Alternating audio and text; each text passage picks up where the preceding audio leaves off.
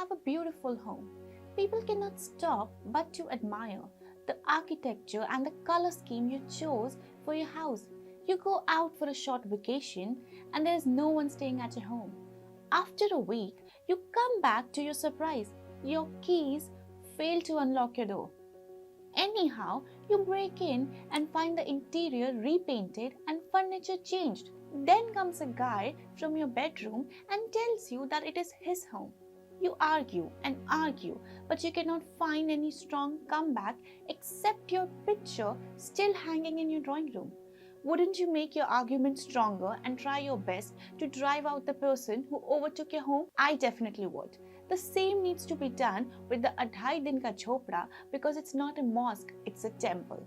Hi and welcome, this is TFI English, the national and socio-political analysis arm of the TFI Media Group. I am your host Isha, and in this video I will tell you how Ajmer's Adhai Dinka Jhopda has all the signs of a Hindu temple. Let's begin. Over a period of more than 1000 years of their forced rule in Indian territories, Islamists destroyed thousands of mandirs and established their mosque on top of them. One of the most shining examples of the encroached mosque is Adhai Dinka Jhopda in Ajmer, Rajasthan. Like the story behind every other mosque and church standing in India, Marxist historians have also tried to paint the Jhopda as a secular structure by calling it an amalgamation of Hindu, Muslim and Jain structures. However, a closer analysis of the structure of the Jhopda itself indicates that it has Hindu roots. If you have ever travelled to the Jhopda, you must have seen its minarets holding the huge structure. The sculpted images of humans on the minarets structures are the reminiscence of Hindus' Devis of the time. More than 70 such minarets are there in the Jhopda. Each minaret contains at least 20 such stone imprinting of Devis worshipped by Hindus. According to Alexander Cunningham, director of the Archaeological Survey of India during 1861-1865, these pillars were taken from 20 to 30 demolished Hindu mandirs and implanted in the Jhopda. Similarly, the interior of the tomb of the Jhopda contradicts any historical evidence which claims that it is a mosque. The dome of the structure is huge sculpting of Padma Yantra. It shows a lotus petal encircling buds of the flower. No such structure is ever been observed in any Islamic mosque in the world. The Padma means Kamal in Hinduism. It represents human's life cycle and signifies that no matter how low you are in life, you can re-emerge. Kamal is chosen symbol because it is one of the purest flowers, but it can also emerge from a dirty place like mud. The stones and other materials used in the construction of Jhopda are also a relic of Hindu structure.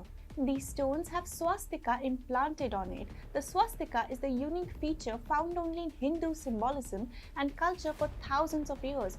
In fact, the word swastika has its origin in Sanskrit, our own indigenous language.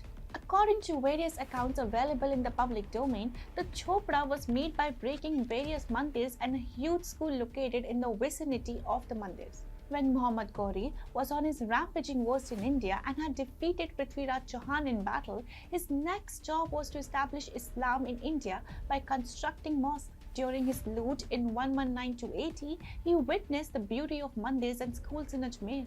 He then ordered his army chief Qutubuddin Aibak to construct the mosque by demolishing the pre-existing Hindu structures. Due to the short deadline, Qutubuddin hired Hindu laborers to break the existing structures.